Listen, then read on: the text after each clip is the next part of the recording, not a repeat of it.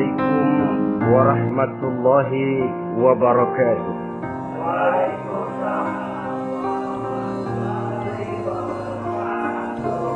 Alhamdulillah, alhamdulillahilladzi anzala al-Qur'an hudan lin-nasi wa bayyinatin minal huda wal furqan. Wassalatu wassalamu ala asyrafil anam wa ala alihi wa ashabihil kiram, amma ba'du. Saudara-saudara kaum muslimin rahimakumullah, setiap penganut agama di dunia ini mempunyai sesuatu kitab yang dianggapnya sebagai kitab suci. Orang Hindu punya kitab Weda, orang Buddha punya kitab Tripitaka, Yahudi mempunyai Taurat, Nasrani mempunyai Injil, penganut Konghucu punya kitab Tao Te Ching, orang Majusi punya kitab Zen Avesta, orang kebatinan punya kitab Serat Centani, Hidayat Jati, Darmo Gandul atau Gatoloco. Sementara kita umat Islam oleh Allah diberikan Al-Quranul Karim. Mengapa kita yakini Quran ini sebagai kitab suci? Pertama, ia bebas dari intervensi dan investasi manusiawi. Ia sepenuhnya, baik isi maupun redaksi, adalah produk dari Allah Subhanahu wa Ta'ala. Kita yakini Quran kitab suci karena sampai hari ini belum ada seorang pun yang sanggup membuat seperti itu. Suatu kitab hanya dinamakan suci kalau dia bersih dari investasi dan intervensi manusia. Al-Quran ini sejak turunnya 14 abad yang lalu telah menantang. Wa in kuntum fi raibin mimma nazzalna ala abdina fa'tu bi suratin min misli. Apabila kamu ragu-ragu terhadap kebenaran Quran yang kami turunkan kepada hamba kami Muhammad, atau kamu menyangka Quran itu cuma bikinan Muhammad saja, cobalah kamu buat satu surah saja semacam Al-Quran. Apabila kamu tidak mampu melakukannya seorang diri, wada'u syuhada'akum, ajak seluruh teman-temanmu. Sejak tantangan ini turun 14 abad yang lalu, sampai hari ini tidak seorang pun yang sanggup membuat satu surah saja semacam Al-Quranul Karim. Barangkali belum pernah ada yang coba-coba. Sudah. Di antaranya apa yang dilakukan oleh Musailamah Al-Kadzdzab. Dia mencoba membuat satu surah semacam Al-Quran yang kalimatnya sudah berbentuk bait-bait syair, tapi isinya jauh panggang daripada api. Yang kedua, kita yakini Quran sebagai kitab suci karena isi dan ajarannya sesuai dengan fitrah manusia. Suatu kitab dinamakan suci kalau ajarannya sejalan dengan fitrah manusia. Misalnya, manusia secara fitrah, kalau dia laki-laki, normal nafsu kepada perempuan, itu fitrah. Perempuan suka kepada laki-laki, itu fitrah. Kalau ada kitab suci, tapi melarang manusia untuk kawin, kesuciannya perlu diselidiki. Quran kitab suci sejalan dengan fitrah manusia, maka ia menganjurkan manusia yang mampu untuk melangsungkan perkawinan. Contoh lain, secara fitrah manusia perlu makan. Kalau ada kitab suci yang melarang manusia puasa saja siang malam terus menerus, itu kan sama juga nyuruh orang mati.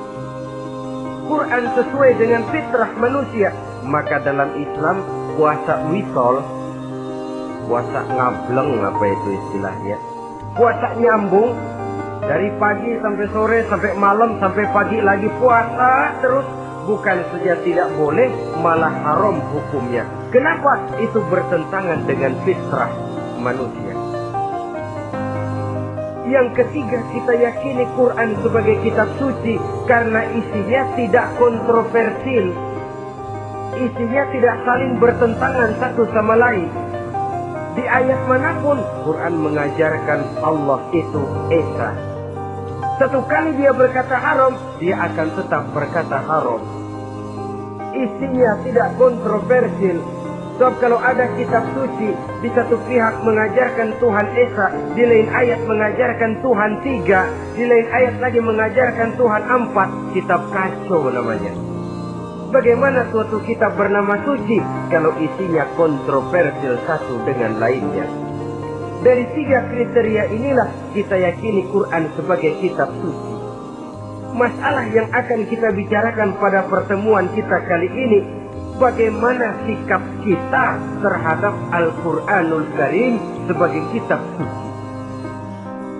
Berangkat dari sebuah hadis di mana Rasulullah Shallallahu Alaihi Wasallam pernah memberikan tawaran.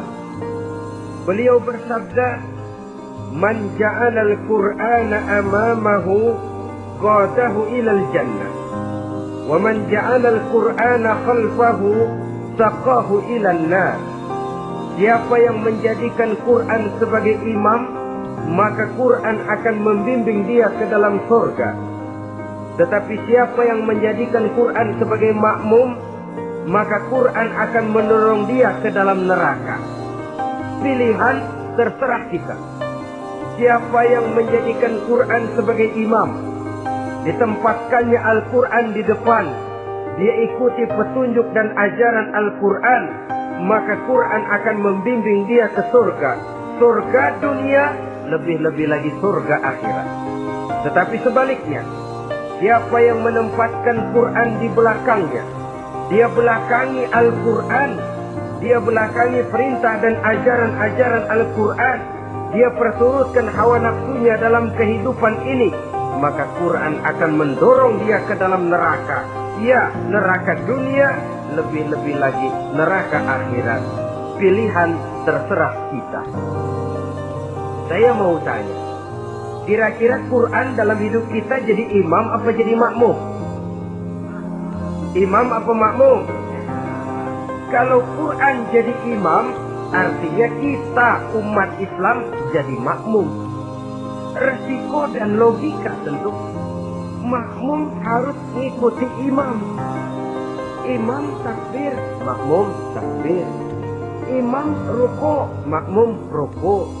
Imam sujud, makmum sujud. Imam tahiyat, makmum tahiyat. Itu namanya Quran jadi imam, kita jadi makmum. Artinya dalam terjemahannya pada kehidupan, kalau merah kata Quran, merah kita kata. Hijau kata Quran, hijau kita bilang. Ke barat kata Quran, ke barat kita pergi.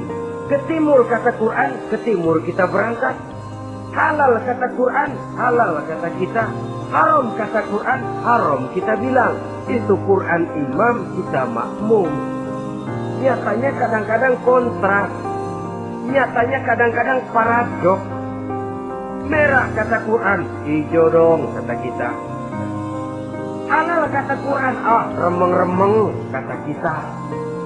Ke barat kata Quran, ke timur kita pergi. Dalam praktek kita mau jadi makmum, Quran kita suruh jadi imam. Kita sesuaikan Quran dengan selera kita. Mana-mana ayat yang menguntungkan, mana ayat yang sesuai dengan mau kita, itu yang kita baca kuat-kuat. Itu yang kita canangkan ke tengah masyarakat ramai.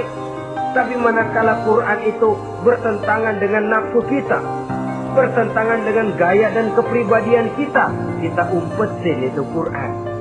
Kalau kita cuma umpetin lumayan, kadang-kadang kita tuduh Quran ketinggalan zaman. Kita anggap Quran tidak relevan lagi dengan situasi dan kondisi. Kalau sudah begitu, sudah menyeberang terlalu jauh namanya. Saudara-saudara kaum muslimin rahimakumullah. Inilah makna hadis Nabi yang diriwayatkan dari Imam Ali bin Abi Thalib, bersabda Rasul, "Man qara'al Qur'ana fastazharahu wa ahalla halalahu wa harrama haramahu adkhalahul jannah." Barang siapa yang membaca Al-Quran lalu memperhatikannya, kemudian menghalalkan yang halal dan mengharamkan yang haram, maka Allah akan memasukkan orang itu ke dalam surga, ya surga dunia, ya surga akhirat. Apabila kita renungi hadis ini, maka untuk beriman kepada Al-Quran ada 3 jalan utama yang harus kita laksanakan. Pertama, dari kalimat man qara'al Qur'an, barang siapa yang membaca Al-Quran. Ini artinya siapa yang ingin menjadikan Quran sebagai imam di dalam kehidupan, jalan pertama yang harus ditempuhnya menanamkan kegemaran membaca Al-Quranul Karim. Al-Quran gharibun bima baina qaumin la yaqra'una. Quran akan jadi asing, Quran akan jadi aneh kalau terletak di tengah rumah orang Islam yang tidak suka membaca Al-Quranul Karim. Jadi langkah pertama, tanamkan kegemaran membaca Al-Quran. Saya tidak menyalahkan kalau remaja kita gandrung kepada Stevie Wonder. Baik kalau mereka senang kepada suara emasnya Michael Jackson atau suaranya Madonna. Tapi kalau sampai harus mengalahkan kecintaan mereka kepada membaca Al-Quran, ini ironi. Sebagai orang tua, kalau anak-anak kita buta huruf Latin, katanya menghambat pembangunan. Bahkan pemerintah saja menggalakkan bebas 3B. Buta aksara diantaranya, supaya rakyat bisa membaca huruf Latin. Kalau anak-anak kita buta huruf Latin, katanya menghambat pembangunan. Bagaimana kalau anak-anak kita buta huruf Quran? Jelas saja menghambat proses kesadaran dan kebangkitan dari dunia Islam itu sendiri. Satu contoh ringan. Dulu sebelum pembangunan merata, listrik belum lagi masuk desa, kampung gelap, rumah pakai lampu minyak. Kalau kita masuk kampung, terasa banyak orang Islam. Kenapa? Di rumah sebelah sana kita dengar anak muda sedang latihan baca rawi, sebelah sini ibu-ibu sedang selawatan, di rumah sana remaja sedang baca Quran. Pembangunan maju, listrik masuk desa, alhamdulillah. Tapi apa yang kemudian terjadi? Proses pergeseran nilai. Setelah listrik masuk desa, radio main kenceng-kencengan, televisi main gede-gedean, baca Quran sudah barang aneh, langka. Baiklah, sekarang kalau kita masuk kampung, ada yang remaja sedang baca Quran, rasanya kok aneh, tidak umum. Sesuatu yang baik malah menjadi nilai-nilai keanehan. Saudara-saudara kaum muslimin rahimakumullah, tanamkan kegemaran membaca.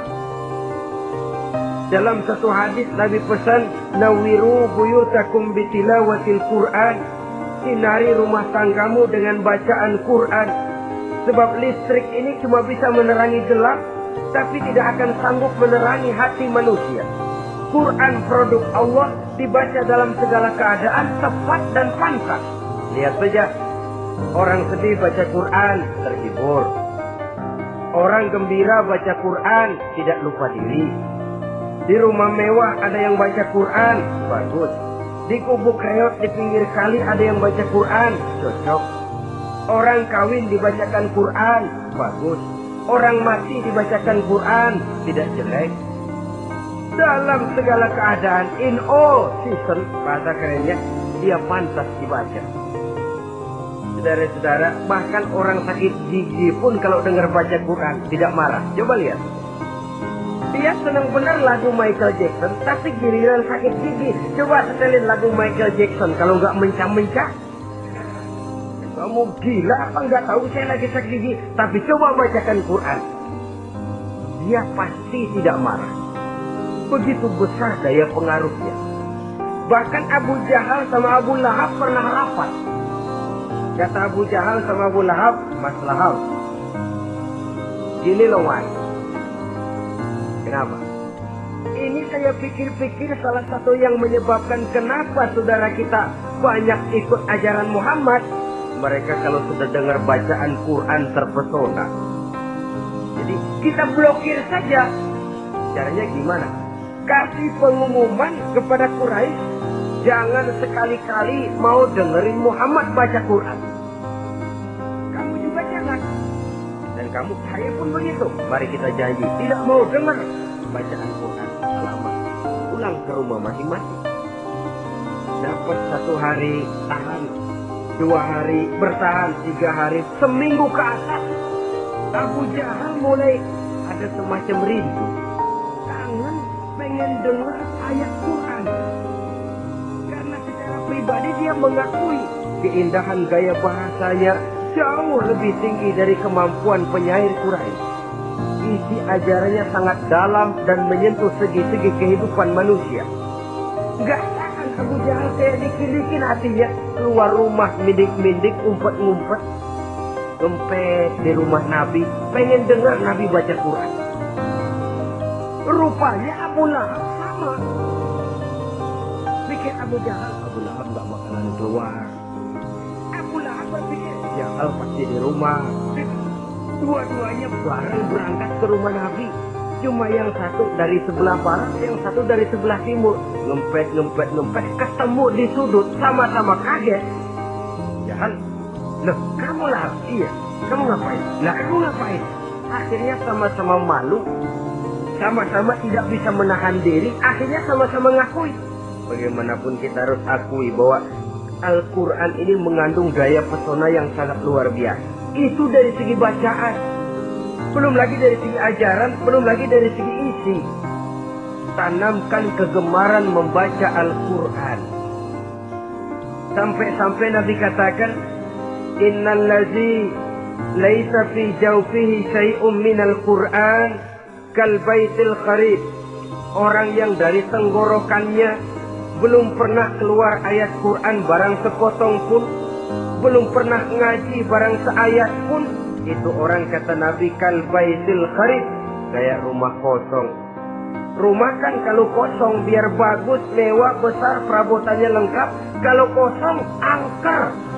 Setan, kuntilanak, memedi, betah benar di situ. Saudara-saudara kaum muslimin rahimakumullah. Dalam satu percontohan Nabi mengatakan begini. Masalul mu'minin lazi yaqra'ul Qur'an kamasalil utrujah. Rihuha tayyibun wa ta'muha murr wa ta'muha tayyibun. Orang mukmin yang suka membaca Quran adalah ibarat buah utrujah. Baunya wangi, rasanya lezat. Kira-kira kalau di negeri kita buah apa utrujah? Semacam jeruk yang manis lah. Sudah baunya wangi, rasanya enak. Itu buah. Orang mukmin yang suka baca Quran kayak buah itu. Baunya wangi, rasanya enak. Artinya siarnya hidup, isinya memang orang mukmin. Sebaliknya, wa masalul mu'minil ladzi la yaqra'ul Qur'an kamasalit tamra la riha laha wa ta'muha hulwun. Orang mukmin yang tidak suka baca Quran kayak korma. Rasanya emang manis, cuman kagak ada baunya. Artinya apa? Siarnya kurang. Kalau orang belum terpikir kan kagak mau makan korma. Kenapa? Nggak ada baunya. Daya tariknya kurang walaupun rasanya enak. Kalau daya tariknya nggak ada, kan nggak ada iklannya, tidak ada siarnya. Itu orang mukmin yang tidak suka membaca Quran. Ibarat buah, nggak ada baunya, walaupun rasanya enak. Orang kurang tergerak, kurang siar, kurang daya tarik. Sebaliknya, wa masalul munafiq allazi yaqra'ul Quran kamasalir raihanah. Rihuha tayyibun wa ta'muha murrun. Orang munafik yang suka baca Quran seperti buah roihana. Apa itu? Baunya wangi, rasanya pahit. Orang munafik baca Quran kayak buah itu. baunya sih enak, cuman rasanya pahit. Yang munafik baca Quran. Siarnya sih lumayan, daya tariknya hebat, isinya munafik. Nah, paling jelek orang munafik yang nggak suka baca Quran. Wa masalul munafiqil ladzi la yaqra'ul Qur'an kamasalil hanzalah laisa laha rihun wa ta'muha murrun. Orang munafik yang tidak suka baca Quran seperti buah hanzalah, sudah enggak ada baunya, rasanya pahit lagi. Kalau buah pace kali, udah baunya kagak ada, kalau dimakan bikin orang celeng. Saudara-saudara kaum muslimin rahimakumullah, tanamkan kegemaran membaca Al-Quran, karena membaca Al-Quran merupakan ibadah yang besar. Bahkan kata Nabi, afdalu ibadati abdi qiraatul Quran. Nilai ibadah yang paling baik dari hambaku adalah ibadah membaca Al-Quran. Dalam sholat pahalanya lebih besar di luar sholat daripada di luar sholat. Dengan wudu pahalanya lebih besar daripada tanpa wudu. Mengerti pahalanya lebih besar daripada tidak mengerti.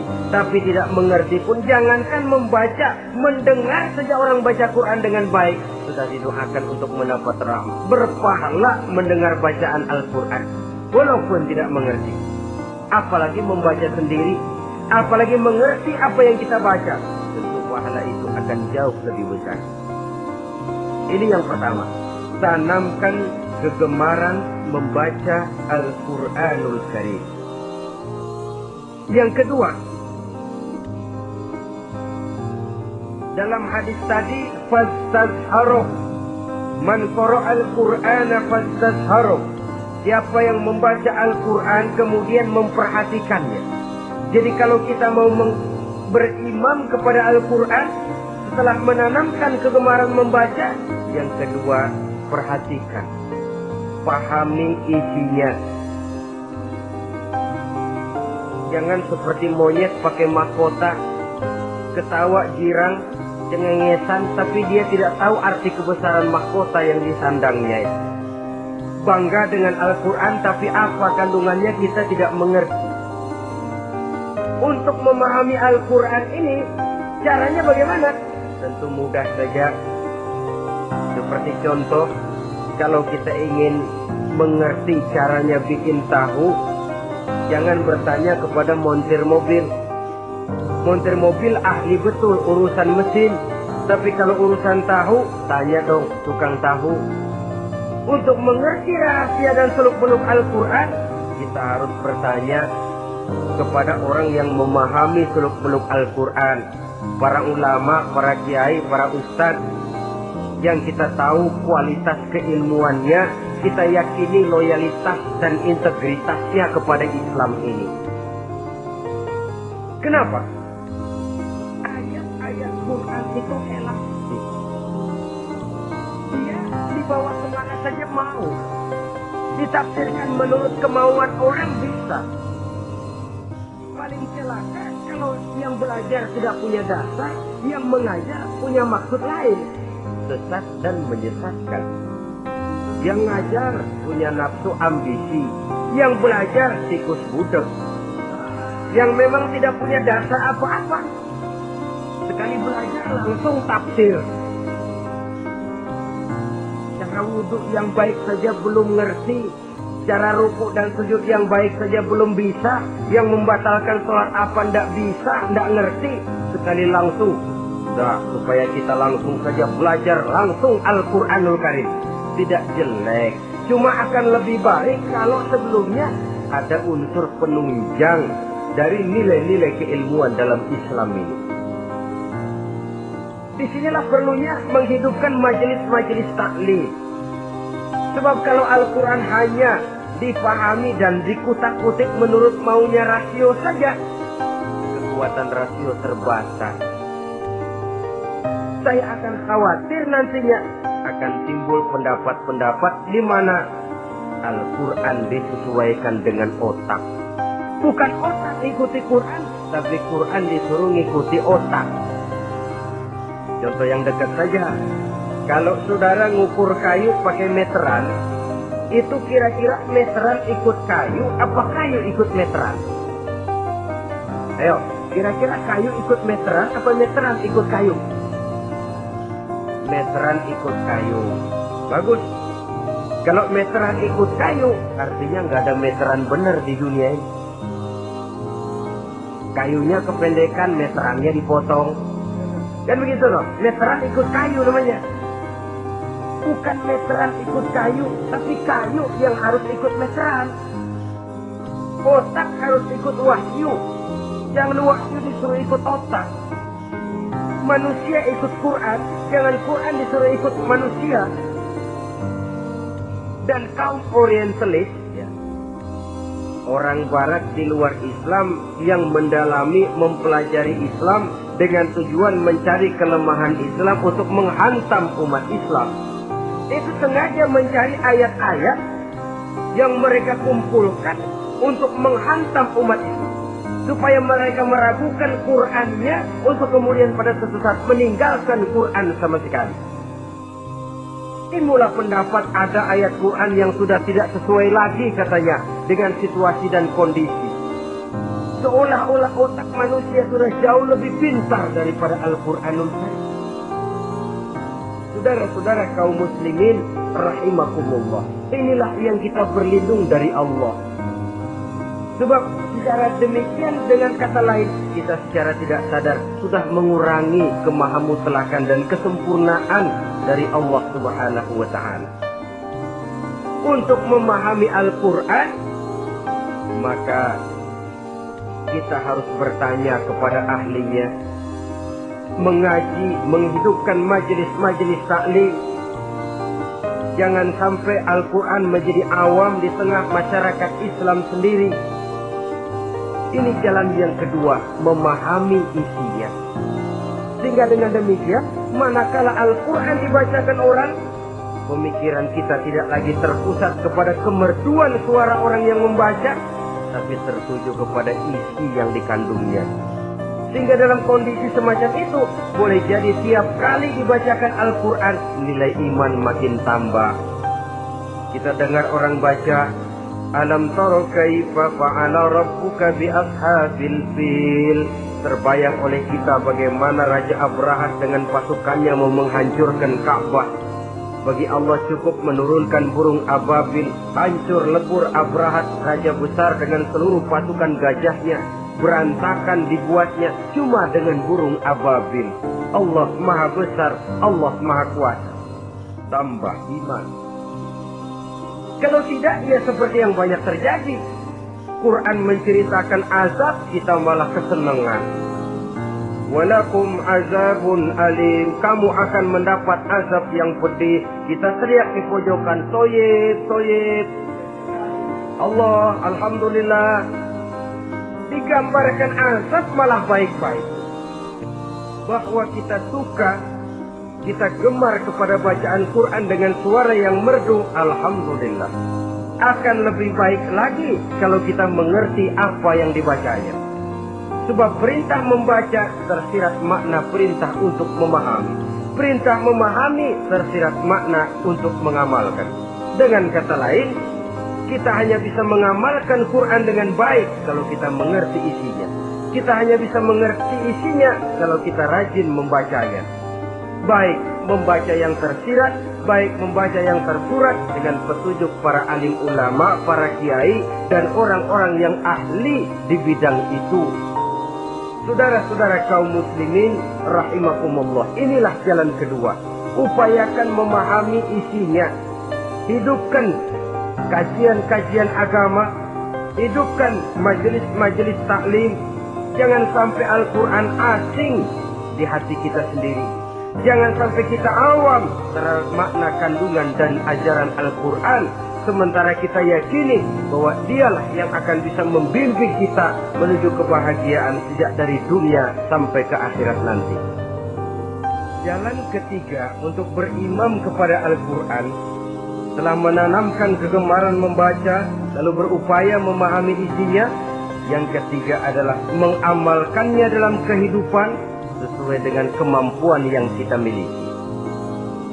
Quran tidak akan membawa berkah Kalau ajaran yang terkandung di dalamnya kita baca, tapi kemudian kita injak-injak dalam praktek kehidupan. Quran mengatakan riba haram, tapi praktek kita dalam hidup malah senang betul kepada riba.